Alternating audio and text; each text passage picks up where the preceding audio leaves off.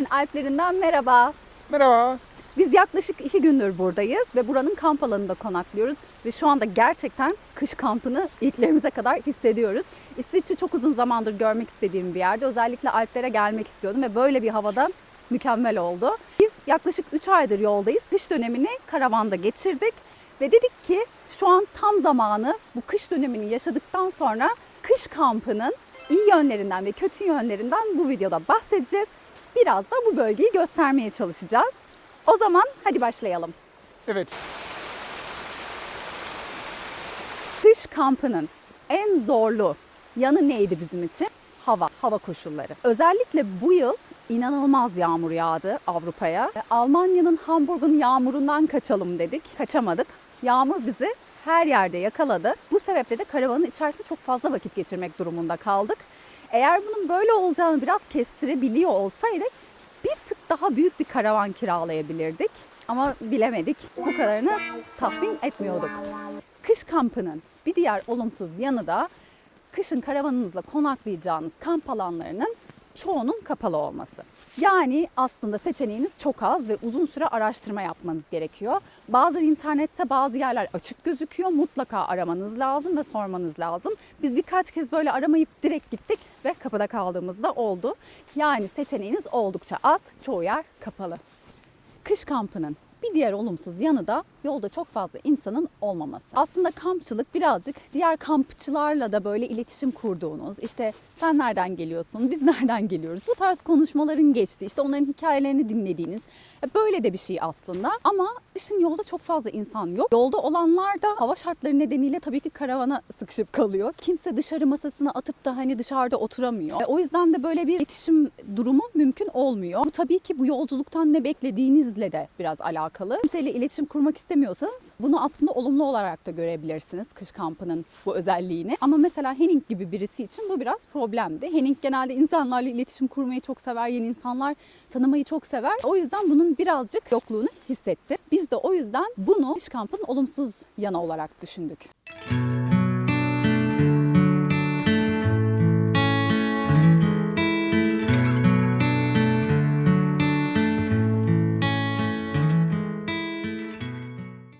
Kış kampının bir diğer olumsuz yanı da yanınızda daha fazla kıyafet taşıyor olmanız.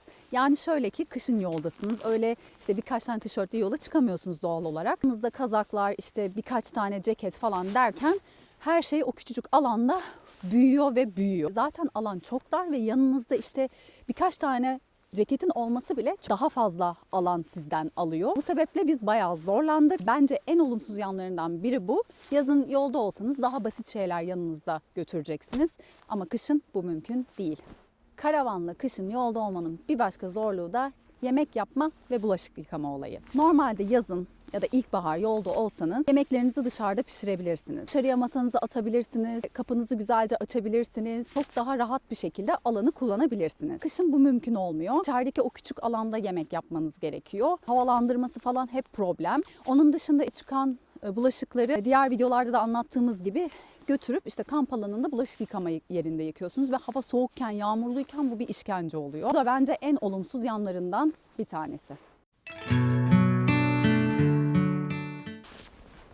Gelelim kışın karavanla yolda olmanın avantajlarına. En önemli avantajlarından biri de kamp alanlarının, yani konakladığınız yerlerin dolu olmaması.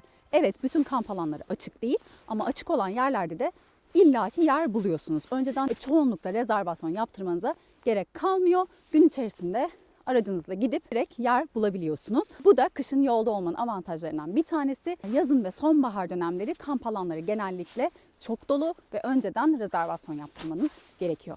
Kış kampının olumlu yanlarından bir tanesi de bazı şeylerin biraz daha uyguna gelmesi. Mesela konakladığınız kamp alanları, park yerleri normalden biraz daha ucuz.